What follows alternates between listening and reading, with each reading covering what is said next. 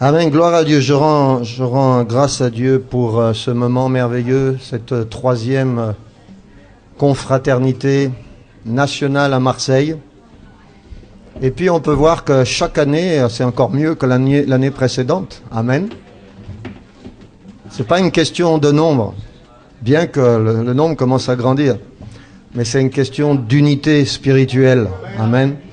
D'amour spirituel, de vision spirituelle qui est en train de s'étendre dans nos cœurs, dans nos désirs pour la France. Amen.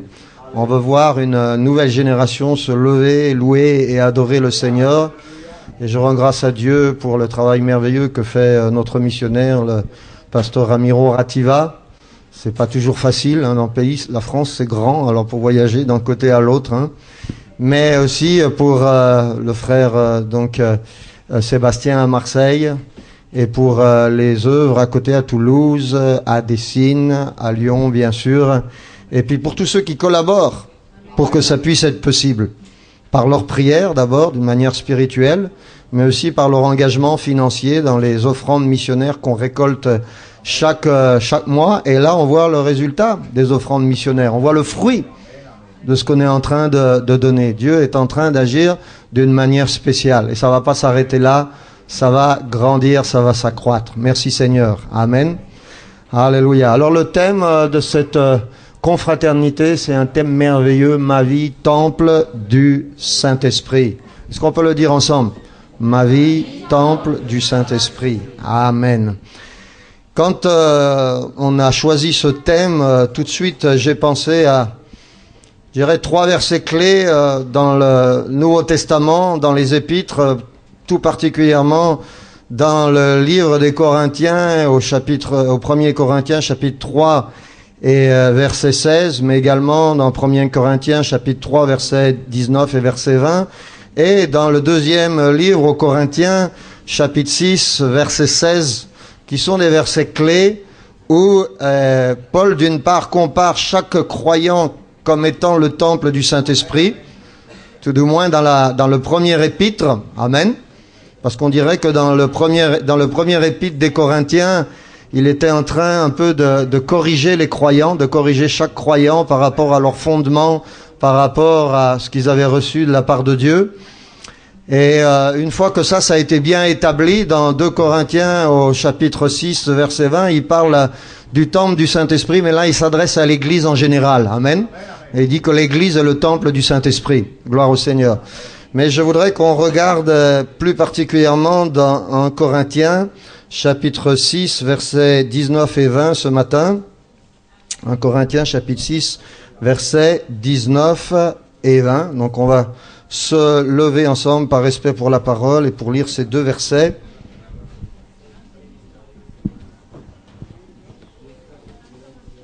On va les lire ensemble. C'est seulement 2 versets. Alléluia. 1 Corinthiens, chapitre 6, versets 19 et 20. Je sens la présence du Seigneur ici. Si tu sens la présence du Seigneur, dis gloire à Dieu. Amen. Mon frère Timothée, si tu m'ouvres la fenêtre, ça va tout s'envoler. Là, ça commence. Alléluia. 1 Corinthiens, chapitre 3, verset 16. Pardon, 1 Corinthiens, chapitre 6, verset 19 et verset 20. Le vent a tourné la page déjà, tu vois.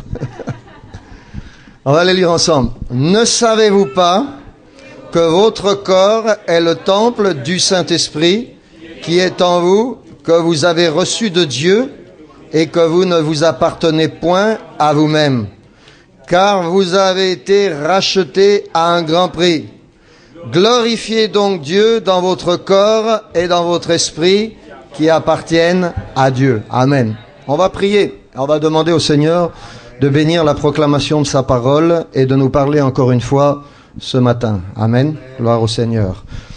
Alléluia. Père Céleste, nous te louons, Seigneur. Nous te remercions ce matin pour ce privilège d'être réunis dans ce lieu, Seigneur, pour t'adorer, pour te louer, Seigneur, pour te bénir. Merci pour ton peuple, Seigneur, que tu as racheté à un grand prix, Seigneur, et qui se tient devant toi ce matin, Seigneur. C'est toi qui fais l'œuvre, c'est toi qui agis, c'est toi qui bénis, c'est toi qui glorifie ton nom dans ce lieu, dans cette ville, dans ce pays, Seigneur. Nous voulons voir ta gloire, nous voulons voir ta puissance, Seigneur. Nous voulons sentir, Seigneur Jésus, la puissance de ton Saint-Esprit et te voir à l'œuvre, Seigneur, dans nos vies, dans nos cœurs, dans nos familles, Seigneur, dans ce peuple, dans nos églises, Seigneur. Qu'une génération se lève, Seigneur, pour t'adorer, pour te louer, pour glorifier ton saint nom, Seigneur. Merci pour tout ce que tu accomplis au milieu de nous maintenant, Seigneur. Parle-nous encore ce matin, Seigneur Jésus. Touche nos cœurs, Seigneur, et viens par ton esprit faire ton œuvre. Nous t'en prions en cet instant dans le nom précieux de Jésus-Christ. Amen. Amen. Et on dit gloire à Dieu. Amen. Et le vent a encore tourné la page. Alléluia. Gloire au Seigneur. Vous pouvez vous asseoir. Amen. Ça, c'est deux versets clés ici. Dans la parole de Dieu, dans le premier épître aux Corinthiens et au chapitre 6. Il y a plusieurs choses qui sont importantes pour nous aujourd'hui. Premièrement, l'importance de savoir qui je suis. Amen. Deuxièmement, l'importance de savoir à qui j'appartiens. Troisièmement, l'importance de savoir à quel prix j'ai été racheté. Et finalement, et dernier point, l'importance de savoir à quoi je sers. Pourquoi je suis ici et qu'est-ce que Dieu veut faire avec ma vie. Amen. Parce que le thème, c'est ma vie, temple du Saint-Esprit. L'importance de savoir qui je suis. Alors moi, j'aime bien, hier on a parlé de la télévision, là. J'aime bien regarder de temps en temps des programmes à la télévision, puis il y a une chaîne que j'aime bien regarder, c'est RMC Découverte. Je sais pas s'il y en a qui regardent ça. Levez la main pour voir. Ah ben c'est pas bien, hein. Il y en a beaucoup qui regardent la télé, là. C'est la 24. Ah mais il connaît même le numéro, ouais. Et dans RMC Découverte, il y avait une émission qui s'appelait, peut-être vous l'avez regardé, En chair à tout prix. Container XXL. Vous avez vu ça? Sébastien, il a vu. Amen. Ça avait adjugé vendu. Alors des fois, il y a des conteneurs qui arrivent et puis ils ont pas de propriétaire. Ils arrivent, l'adresse était fausse, ou bien alors la déclaration en douane était mal faite, ou il y avait un problème quelconque avec les formalités administratives. Résultat, le conteneur peut pas arriver à son destinataire. Alors qu'est-ce qu'on fait? On le met aux enchères et puis un certain nombre de personnes qui viennent et on va ouvrir le conteneur, on va juste ouvrir la porte du conteneur et les gens vont regarder un petit peu ce qu'ils peuvent voir comme ça et puis ils vont se faire une idée de ce qu'il peut y avoir à l'intérieur et en fonction de cela, eh bien les enchères vont monter et des fois vous pouvez gagner le gros lot ou des fois vous pouvez tout perdre ce que vous avez misé parce que finalement il n'y avait rien dans le conteneur. Et il y a une fois, et ça m'a surpris, où ils sont allés tous ensemble sur un bateau pour récupérer un conteneur qui était tombé dans la mer. Je ne sais pas si vous avez vu cette émission. Le conteneur, il était tombé dans la mer, il était resté un certain temps sous l'eau, et ils ont sorti ce conteneur de l'eau là. Et bon, ils étaient tous, les acheteurs potentiels étaient tous réunis ici. Et le conteneur, quand il était sorti, il était plein d'algues. Et ils ont ouvert la porte du conteneur. Et quand ils ont ouvert la porte du conteneur, il y a de l'eau en quantité qui est sortie. Et au début du conteneur, on pouvait voir du mobilier, puis c'était tout moisi, c'était tout pourri, bien sûr, c'était resté tellement longtemps dans l'eau, c'était moisi, et les gens ont regardé, se faire une idée de ce qu'il pouvait y avoir là-dedans. Ils ont tout de suite pensé que tout ce qui avait été entreposé dans ce conteneur n'avait plus aucune valeur, donc ils n'ont pas voulu miser. Et il y en a seulement un qui s'est engagé pour donner un peu d'argent, et finalement il a remporté les enchères. Et quand il a sorti le bois qui était pourri, vous savez ce qu'il a trouvé au fond du conteneur? Et il a trouvé des centaines de kilos de lingots d'or. Alléluia. Et ces lingots d'or, évidemment, ils étaient restés intacts même après le temps qu'ils avaient passé dans l'eau. Amen. Et ça nous parle ce matin parce que finalement, si je suis le temple du Saint-Esprit, je suis un récipient. je suis un réceptacle, je suis un vase, je suis un conteneur ce matin. Et ce qui est important, c'est pas ce qui est à l'extérieur, mais c'est ce qui est à l'intérieur. Amen. Et si toi tu laisses Dieu te remplir pendant cette confraternité, ce qui est à l'intérieur, laisse-moi te dire que ça va être vraiment précieux. Amen. Parce que quand Paul parle de ce que nous sommes réellement à l'intérieur, il parle d'un trésor. Amen. Nous portons ce trésor dans des vases de terre, afin que cette grande puissance soit attribuée à qui? À Dieu. Amen. Ça veut dire que Dieu veut mettre son trésor dans ton cœur ce matin. Dieu veut faire une œuvre spéciale dans son Église. Nous ne sommes pas n'importe quoi, nous ne sommes pas n'importe qui, nous sommes les enfants de Dieu. Amen. Dieu a changé notre statut, Dieu a changé notre situation, nous ne sommes plus les mêmes, nous sommes différents que ce que nous étions avant. Merci Seigneur. Amen. Gloire à Dieu. Quelqu'un dit gloire à Dieu. Alléluia. Et souvent, quand on ne connaît pas l'évangile, quand on ne connaît pas la bonne nouvelle, quand on ne connaît pas réellement le Seigneur, on se pose des questions au sujet de notre vie et on s'en est tous posés. Récemment, je lisais un article scientifique sur la composition du corps de l'homme et du prix réel du corps de l'homme. Et j'ai copié ça. Composition du corps humain, c'est pas grand-chose. Vous savez, nous sommes pas grand-chose. Amen. On est composé, j'ai noté ça sur un papier, de 60% d'eau et 40% d'oligo-éléments. 42 litres d'eau pour un poids moyen de 70 kilos. Tu transportes, si tu pèses 70 kilos ce matin, tu transportes en toi 42 litres d'eau. Ça correspond à 65% d'oxygène et 10% d'hydrogène. En dehors de ça, le reste, c'est des oligo-éléments, 40%. Alors, laissez-moi vous dire, il y a du carbone, 18%. Il y a de l'azote, 3%. Il y a du calcium, 1,5%. Il y a du phosphore, 1%. Il y a du potassium, 0,5%. Il y a du soufre, 0,3%. Il y a du sodium, 0,2%. Du chlore, 0,2%. Du magnésium, 0,1%. De l'iode, 0,1%. Du fer, 0,1%. Après ça, il y a une quantité d'autres oligo-éléments. Du cuivre, du zinc, du sélénium, du molybdène, demandez-moi pas ce que c'est, je sais pas, du manganèse, du cobalt, du lithium, du strontium, de l'aluminium, du silicium, du plomb, du vanadium, de l'arsenic et du brome. Et on a regardé tout ça et on a estimé combien ça coûtait. Et on en a déduit que ça coûtait à peine plus de $1,50. Donc voilà ce qu'on vaut réellement. Ce que toi et moi nous valons. Les gens pensent qu'ils valent beaucoup, les gens pensent à leur compte en banque, pensent à leur réputation, pensent à leur statut social, etc. Mais dans la réalité, on vaut pas grand-chose. Amen. Et aux yeux des hommes, on n'est pas grand-chose non plus. Et quand on ne sert pas leurs intérêts, ils sont prêts à nous éliminer, comme on voit aujourd'hui dans certaines guerres qui sont en train de se dérouler dans certains pays du monde. Amen. Mais pour Dieu, tu représentes beaucoup. Parce que Dieu regarde pas seulement à l'extérieur, mais Dieu regarde aussi à l'intérieur. Amen. Et la Bible dit dans le psaume 49 et au verset 8... qu'ils ne peuvent pas se racheter l'un l'autre, ni donner le prix du rachat de leur âme. Amen. Parce que le rachat de leur âme est cher et n'aura jamais lieu. Amen. Donc ce qui est précieux en nous pour Dieu, c'est notre âme. Amen. Et il la voit, il la considère ce matin. Amen. Ça, c'est précieux. Et pas seulement la nôtre, mais aussi de tous les Français et de tous ceux qui habitent à Marseille, à Paris, à Lyon, à Toulouse ou ailleurs. Amen. Alléluia. C'est pourquoi Paul, il va faire, ici dans 1 Corinthiens au chapitre 6, Paul, il va faire un parallèle avec le temple du Saint-Esprit, avec le temple de Dieu. Parce que pour les Juifs à l'époque, le temple de Dieu, c'était ce qu'il y avait de plus important.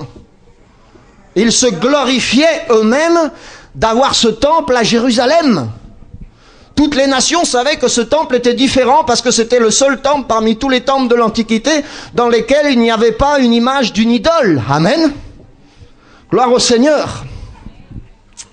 Mais lorsqu'on parle du temple de Dieu, Et on l'a vu hier pendant la prédication, il y a une chose qu'on ne doit pas oublier.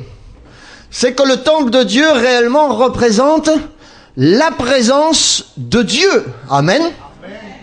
Et laissez-moi vous dire ce matin que toute l'histoire de l'humanité est liée avec la présence ou avec la non-présence de Dieu.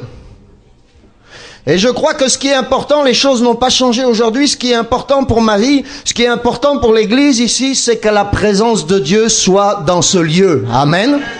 Ce qui va faire la différence entre une église et une autre église, c'est pas le nombre de personnes qui sont dans l'église, c'est pas la qualité des musiciens qui sont en train de jouer la musique, c'est pas la qualité de ceux qui prêchent, même s'ils ont du charisme, mais ce qui va faire la différence, c'est la présence de Dieu. C'est ce qui va distinguer une église d'une autre église. Amen. Et je crois que cette église-là que Dieu est en train de bâtir en France est le temple du Saint-Esprit. Ça veut dire que sa présence est dans ce lieu. Amen. Parce que tout est lié avec la présence de Dieu. Le jardin d'Éden était appelé le jardin des délices. Pas seulement parce que Dieu l'avait planté et qu'il y avait des fruits magnifiques, mais parce que la présence de Dieu était dans le jardin d'Éden.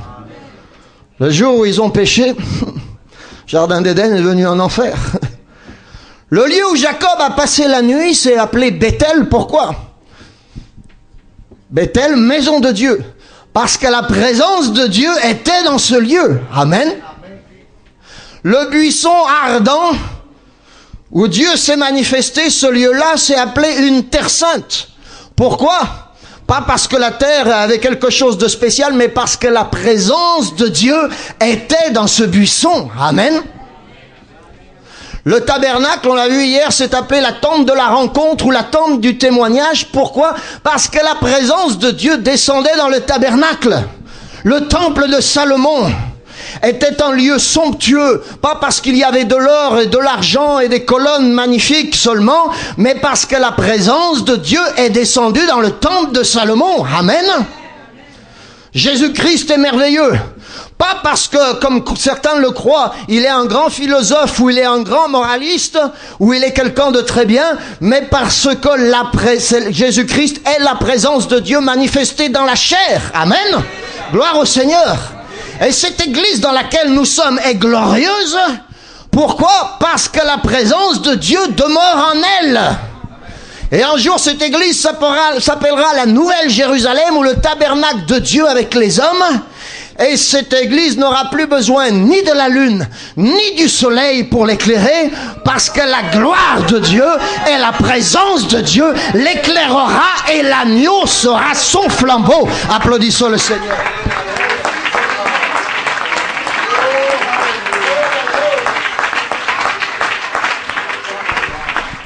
Et laissez-moi rajouter quelque chose ce matin. Cet endroit-là est glorieux. Pourquoi? Parce que là, deux ou trois sont assemblés en son nom. Jésus-Christ se tient au milieu de nous. Amen. Alléluia. Et ta vie est glorieuse parce que Jésus-Christ ce matin veut faire sa demeure dans ta vie. Ma vie, le temple du Saint-Esprit. Amen. En d'autres mots, ce qui est important ce matin, c'est ni le tabernacle, ni le temple, ni l'église bâtiment, ni même les limitations ou la faiblesse de ta chair. Ce qui est important, c'est la manifestation de la présence de Dieu dans ma vie. Amen.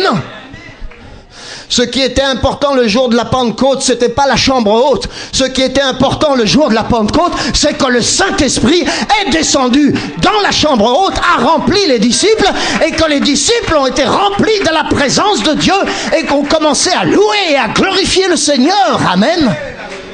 Alléluia. Ma vie, temple du Saint-Esprit. Qu'est-ce qu'était le temple réellement? Un lieu d'adoration, un lieu de sacrifice. Et alors j'aime le troisième, un lieu de changement. Amen. Un lieu d'adoration parce que Jésus a dit, ma maison sera appelée une maison de prière pour toutes les nations. Ça veut dire que dans le temple, la présence de Dieu communiquait, interagissait avec l'homme. Amen. On voit comment Moïse rentrait dans le tabernacle pour parler avec Dieu. Et la Bible dit que Moïse parlait avec Dieu, et Dieu parlait avec Moïse comme un homme parle avec son ami, bouche à bouche. Est-ce que c'est pas merveilleux de pouvoir parler à Dieu comme ton ami? Amen. Gloire au Seigneur. C'était aussi, et ça c'est important, un lieu de sacrifice.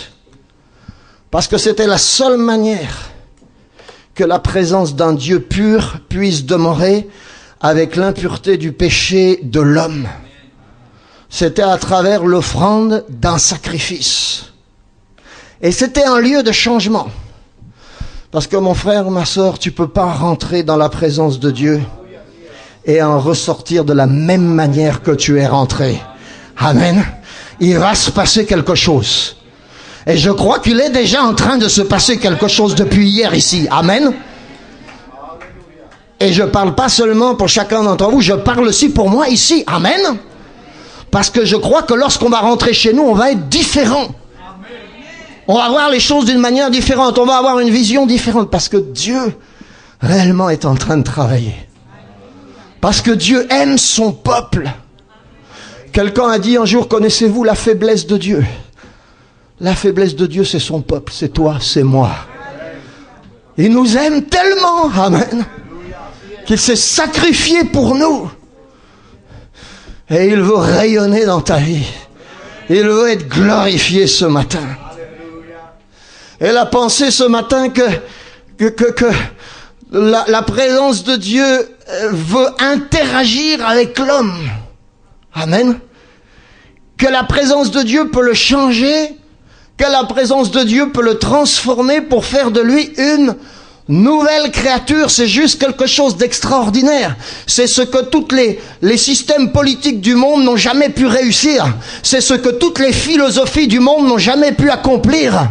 C'est ce que toutes les religions du monde n'ont jamais pu faire. Amen. Si quelqu'un est en Christ, il est une nouvelle créature. Les choses anciennes sont passées et voici, toutes choses sont devenues nouvelles. Amen. Applaudissons le Seigneur.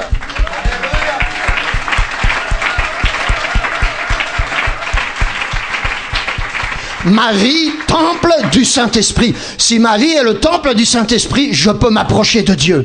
Si ma vie est le temple du Saint-Esprit, je peux communiquer avec Dieu. Si ma vie est le temple du Saint-Esprit, je peux être réconcilié avec Dieu. Si ma vie est le temple du Saint-Esprit, je peux présenter mes besoins ce matin à Dieu. Si ma vie est le temple du Saint-Esprit, je peux expérimenter ce matin une transformation radicale. Amen. Gloire au Seigneur. Alléluia. La présence de Dieu dans le temple, elle était spécifiquement, comme on l'a vu aussi hier. Je reprêche ce que tu as prêché hier. Mais Paul dit, je ne cesserai de vous répéter la même chose, frère. La présence de Dieu était spécifiquement sur l'arche d'alliance. Un petit objet. Si vous regardez dans Exode 25, quand Moïse a reçu les instructions divines pour construire le tabernacle, la première instruction qu'il a reçue, la toute première de la liste, c'était la construction du tabernacle. Ensuite, il a reçu le reste. Ça veut dire que Dieu est d'abord concerné par sa présence dans son Église. Je suis pas en train de dire que le reste n'était pas utile. Le reste était utile aussi et le reste avait sa fonction. Amen. L'administration de l'église, la location d'une salle ou l'achat d'une salle, tout ça c'est très important. Mais le plus important que Dieu a monté à Moïse au début, c'est que la présence de Dieu qui allait résider dans le tabernacle, amen, c'est ça qui était important. Et c'est ça qui est important pour nous aujourd'hui, même si tout le reste a son importance. Et il a construit ce tabernacle, une petite boîte de 1,50 m de long pour 75 cm de large et de hauteur, avec 2 anges qui étaient prosternés dessus, et avec un couvercle que les Juifs appellent couverture, que nous appelons dans nos Bibles le propitiatoire. Ça c'est un nom compliqué, non? Première fois que j'ai lu ça dans la vie, propitiatoire. Mais qu'est-ce que ça peut bien être, que ça veut dire propitiatoire? Et en fait, dans le mot propitiatoire, vous avez le mot propice. Amen. Ça veut dire que quand le sang du sacrifice était offert et répandu sur ce couvercle, le sang du sacrifice rendait Dieu propice, favorable aux pécheurs, avec une idée d'apaisement. Mais j'aime comment la Bible anglaise le traduit. La Bible anglaise dit ni couverture ni propitiatoire. La Bible anglaise dit le siège de la grâce. Amen. Le siège de la grâce. Ça veut dire que le propos de Dieu était de rétablir et de restaurer la relation entre l'homme et Dieu. Christ était en Dieu, Dieu était en Christ, pardon, c'est la même chose. C'est la même chose. Christ était en Dieu, Dieu était en Christ, réconciliant le monde avec lui-même. Amen. Gloire à Dieu. Alléluia.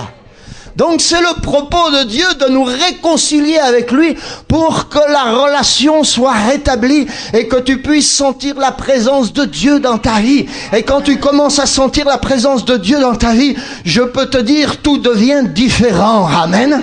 Et tu commences à te poser des questions. Mais pourquoi est-ce que j'agissais comme cela hier? Mais pourquoi je faisais cela hier? Qu'est-ce que j'avais dans la tête pour faire de telles choses? Mais maintenant, mon frère, ma soeur, la présence de Dieu est en toi et tu commences à réaliser qu'il y a des choses beaucoup plus importantes que tout ce que tu pensais avant. Alléluia. Et ce qui est important aujourd'hui, c'est d'être en Christ. Amen. Alléluia. Gloire au Seigneur. Il y avait 3 choses dans cette arche d'alliance qui nous parlent à nous aussi les chrétiens. Amen. 3 choses qui étaient un témoignage de la puissance de Dieu envers son peuple et qui nous donnent une idée de comment la puissance de Dieu agit dans son peuple. Il y avait d'abord les 10 commandements écrits sur des tables de pierre que Moïse avait reçus de la main de Dieu, qui ont été mis dans ce tabernacle. Et ces 10 tables, c'est un résumé de la loi de Dieu. Donc ça nous parle de la loi de Dieu. Et quand on pense à la loi, déjà on commence à penser à la police, on commence à penser aux juges et on commence à trembler, n'est-ce pas? Et cette loi, c'était une loi morale, cérémoniale, civile, qui était complète. Imaginez-vous, 613 règles, 248 commandements, 365 choses interdites et 1521 choses à appliquer selon les rabbins juifs aujourd'hui. Donc c'était quelque chose de compliqué et de difficile. Amen. Cette loi nous parle de la sainteté de Dieu. Parce que ça, c'est la position de Dieu dans ma vie. Amen. Si nous sommes le temple de Dieu, nous devons donner un témoignage de sainteté. Amen. Et comment ce témoignage il va être révélé? Une image de la sainteté de Dieu, sa présence. Si la présence de Dieu est en toi, forcément, à un moment ou à un autre, la sainteté de Dieu va se révéler parce que Dieu est saint. Amen. Est-ce que tu le crois? Mais puisque celui qui vous a appelé saint, vous aussi soyez saints dans toute votre conduite, selon qu'il est écrit, vous serez saints, car je suis saint. Amen. Alléluia. Donc la sainteté de Dieu va se révéler. Et réellement la sainteté de Dieu, c'est pas une sainteté que je cherche à avoir par mes propres capacités ou par mes propres forces, mais elle est le fruit et le résultat du changement que Dieu a fait dans ma vie. Il commence à l'intérieur et ça va se voir aussi à l'extérieur. Amen. Mais il n'est pas seulement le fruit de changement, il est aussi le fruit de ma marche avec Jésus-Christ. Amen. Et ça, c'est important qu'on réalise ce matin que si nous sommes des temples de Dieu, nous devons marcher avec Christ. En d'autres mots, nous devons marcher avec la présence de Dieu. Amen. Sachant que la présence de Dieu est en nous maintenant. Amen. Car si nous marchons dans la lumière comme il est lui-même dans la lumière, nous sommes comment? Mutuellement en communion. Et le sang de Jésus-Christ, son Fils, nous purifie de tout péché. Et si nous disons que nous n'avons pas péché, nous nous séduisons nous-mêmes et nous ne sommes point dans la vérité. Mais si nous confessons, amen, nos péchés, la Bible dit, il est fidèle et juste pour nous purifier et pour nous laver de toute iniquité. Amen. Ça, c'est une marche avec Dieu jour après jour. Parce que tu es l'arche d'alliance. Amen. Parce que tu vas manifester la gloire et la sainteté de Dieu dans ta vie. Amen. Et il veut le faire. Vous savez, la sainteté de Dieu, c'est comme le feu. Plus tu t'approches du feu, plus tu as chaud. Plus tu t'éloignes du feu, plus tu as froid. Alors, je vais t'encourager ce matin, t'éloigne pas. Approche-toi. Pas trop près, sinon tu vas brûler. Approche-toi. Et plus tu vas t'approcher de Dieu, plus tu vas manifester la sainteté de Dieu dans ta vie. Et laisse-moi te dire, les gens de l'extérieur, ils vont le voir, ça. C'est la première chose qu'ils voient. C'est pas nécessairement notre témoignage. Ce qu'on peut dire, des fois, ça touche pas les gens. Mais quand il y a la sainteté dans une personne, ça parle plus que le langage. Ça se voit. Et quand ça se voit, ça intrigue les gens. Parce que les gens, ils n'ont pas l'habitude de ça. Ils voient la lumière en toi. Jésus-Christ a dit, vous êtes la lumière du monde. Amen. Demeure en Christ et les gens verront cette lumière. La deuxième chose qu'il y avait dans l'Arche d'Alliance, c'est la manne. La provision de Dieu. Mon Dieu pourvoira à tous vos besoins selon sa richesse avec grâce en Jésus-Christ. Amen. Peut-être tu es venu inquiet avec des problèmes financiers ou je ne sais quoi. Mais appuie-toi sur cette parole. Dieu a laissé un témoignage à Israël, la manne. Dieu nous a laissé le témoignage de son Saint-Esprit. Jésus a dit, vos pères ont mangé la manne et ils sont morts. Amen. Mais moi je suis le pain de vie qui est descendu du ciel. Celui qui mangera de ce pain ne mourra pas, mais il aura la vie éternelle. Amen. Il est le pain de vie. Sa parole, c'est le pain de vie que j'ai besoin de manger tous les jours. Amen. Il y avait une collaboration d'Israël avec Dieu. Dieu envoyait la manne. C'est des petites graines de coriandre blanches comme ça. Mais il fallait la moudre, il fallait la préparer. Il fallait en faire des gâteaux. Donc il y avait une collaboration entre la manne que Dieu envoyait et le peuple d'Israël, de même qu'il doit y avoir une collaboration. Lorsque nous recevons la parole de Dieu, nous devons la garder, nous devons la méditer. Amen. Nous devons la faire nôtre. Nous devons prendre les promesses de la parole de Dieu. Nous devons croire cette promesse par la foi. Amen. Gloire au Seigneur. Le peuple d'Israël n'avait rien à craindre. Pendant 40 ans, ils avaient la manne. Amen. Et la Bible dit que même leurs habits, leurs chaussures, tout ça, ça s'est pas usé. Pendant 40 ans, ils recevaient la nourriture.